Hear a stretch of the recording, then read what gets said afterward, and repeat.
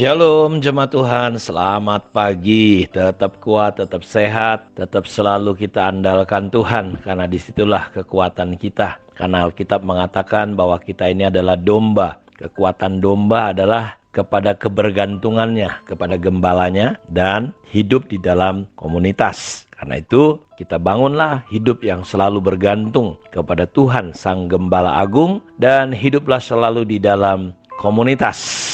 Dan kita akan kembali belajar tentang hati Tuhan adalah hati seorang hamba. Di tengah situasi, kondisi akhir zaman ini, gereja membutuhkan jemaat orang-orang yang memiliki hati hamba. Dan kita belajar tentu Tuhan Yesus telah merendahkan dirinya taat sampai mati, bahkan mati di atas kayu salib. Dia telah mengosongkan dirinya dan mengambil rupa sebagai seorang hamba. Mari kita akan ulang kembali baca Lukas 17 ayat 7-10. Siapa di antara kamu yang mempunyai seorang hamba yang membajak atau menggembalakan ternak baginya, akan berkata kepada hamba itu setelah ia pulang dari ladang, mari segera makan. Garis bawahi kata, siapa di antara kita sebagai seorang tuan yang akan berkata kepada hambanya, mari segera makan setelah selesai kerja. Bukankah sebaliknya ia akan berkata kepada hamba itu, sediakanlah makananku, ikatlah pinggangmu dan layanilah aku sampai selesai aku makan dan minum,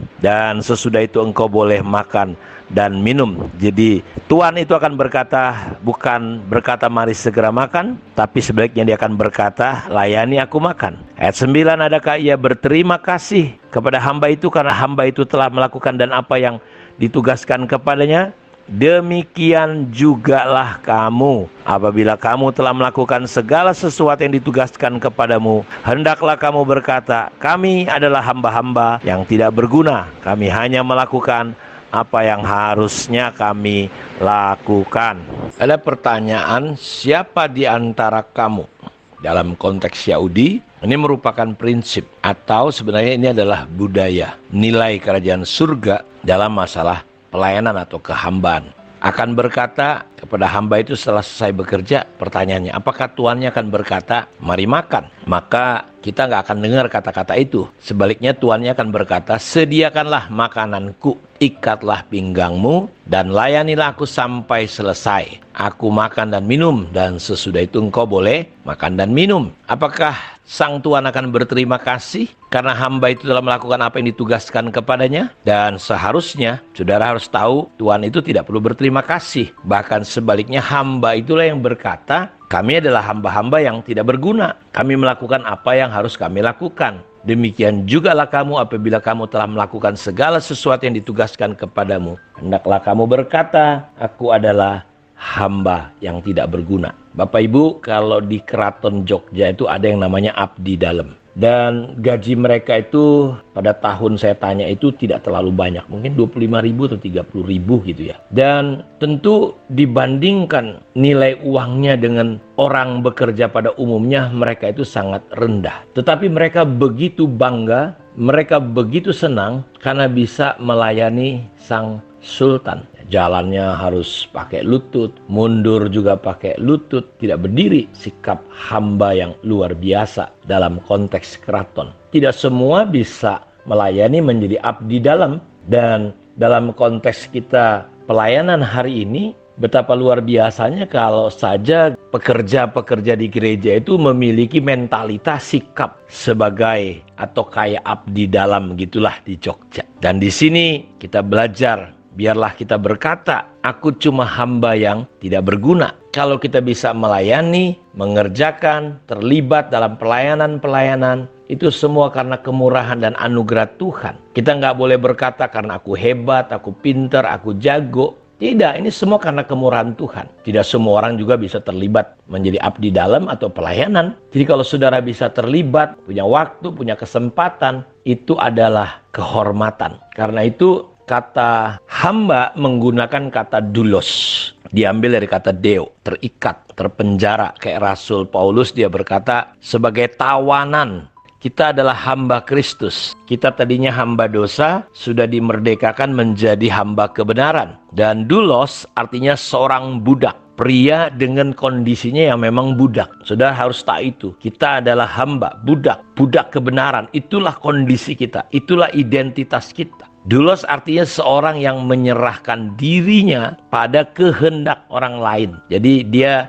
menyerahkan kehendaknya untuk diserahkan kepada orang lain, ya tentu kepada Tuhan. Jadi saudara, dalam pelayanan kita harus mengerti bahwa kita adalah doulos. Kita harus mengizinkan kehendak kita dikuasai oleh kehendak Tuhan. Seperti Yesus berkata, bukan kehendakku, tapi kehendakmu. Jadi kita menyerahkan kehendak kita kepada Tuhan untuk memperluas dan memajukan tujuan Tuhan. Itulah seorang hamba yang sejati. Doulos artinya dia mengabdikan diri kepada orang lain dan dia mengabaikan kepentingannya sendiri. Jadi doulos artinya dia mengabaikan kepentingannya, kemauannya pribadi, dan dia menyerahkan, mengabdikan dirinya kepada. Doulos artinya dia mengabdikan diri kepada tuannya untuk kepentingan tuannya. Itu artinya doulos. Dan kata doulos ini punya kesamaan, ya, sinonim untuk kata-kata doulos, hieraf, diakonov atau diaken, pelayan-pelayan. Oikef atau ufref, di mana doulos adalah kata biasa yang menunjukkan dia adalah seorang budak secara permanen berada di bawah penghambaan tuannya. Hieraf yang hampir sama bahasanya dengan doulos adalah orang yang memberikan layanan, ya. Jadi dia bukan doulos. Kalau hieraf dia hanya waktu-waktu tertentu. Ya, dia bukan doulos tapi hieraf. Kadang-kala sebagai budak, tapi lebih sering sebagai orang yang bebas. Jadi kita bukan hieraf, kita adalah doulos. Kata doulos juga punya persamaan, ya, diakonov, menunjuk kepada budak atau orang bebas itu, kepada seorang hamba yang dilihat dalam hubungannya dengan pekerjaan. Ya, kita bukan doulos, kita bukan hieraf, tapi kita adalah doulos. Yesus menggunakan kata doulos. Nah, karena itu Bapak Ibu, saya ingin ajak kita, ya, bahwa sebagai orang yang telah ditebus oleh Yesus, ingat dia adalah seorang pribadi yang memiliki hati hamba. Hati Tuhan, hati sebagai hamba. Dalam Filipi 2:8, dalam keadaannya sebagai manusia ia telah merendahkan dirinya, taat sampai mati, bahkan sampai mati di atas kayu salib. Karena itu hati Yesus adalah hati hamba. Kita ingin coba membahas satu poin saja, bahwa hati hamba itu berbicara tentang hati yang rela, sebuah kerelaan. Rela artinya tidak terpaksa. Rela artinya tidak dipaksa, tetapi dia dengan senang hati mengambil tanggung jawab itu dan mengerjakan apa yang harusnya dia kerjakan. Persoalan kita adalah kita nggak punya banyak kerelaan dalam hidup ini, sehingga timbul banyak masalah, timbul banyak persoalan, timbul banyak komplain, protes, pemberontakan, terjadilah perpecahan. Kenapa? Karena kita sebagai pelayan Tuhan, sebagai anak-anak Tuhan, kita nggak punya yang namanya kerelaan. Dalam Alkitab dikatakan 1 Petrus 5 ayat 2, gembalakanlah kawanan domba Allah yang ada padamu, jangan dengan paksa tetapi dengan sukarela sesuai dengan kehendak Allah. Tetapi dengan sukarela sesuai dengan kehendak Allah, dan jangan karena mau mencari keuntungan, tetapi dengan pengabdian diri. Kerelaan hati adalah fondasi, dasar untuk sukses sebuah pelayanan atau kehidupan kita. Saya percaya, saudara, Tuhan melihat hati, Tuhan gak lihat apa-apa. Dan kalau saudara punya kerelaan, itu adalah dasar untuk saudara berhasil dalam hidup ini. Kerelaan hati itu akan membuat kita menjadi bergairah, penuh dengan motivasi dalam kehidupan ini. Sehingga kita akan bisa lihat bagaimana pelayanan kita, bahkan pekerjaan kita, itu berhasil dan sukses.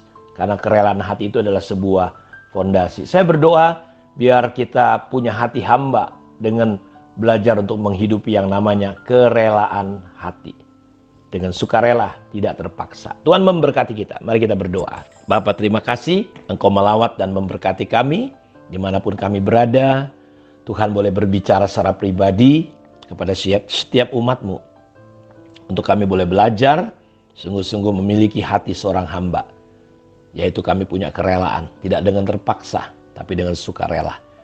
Lawat dan jamah setiap hati anak-anak-Mu dimanapun mereka berada. Dalam nama Yesus kami berdoa. Amin. Tuhan memberkati kita semua. Shalom.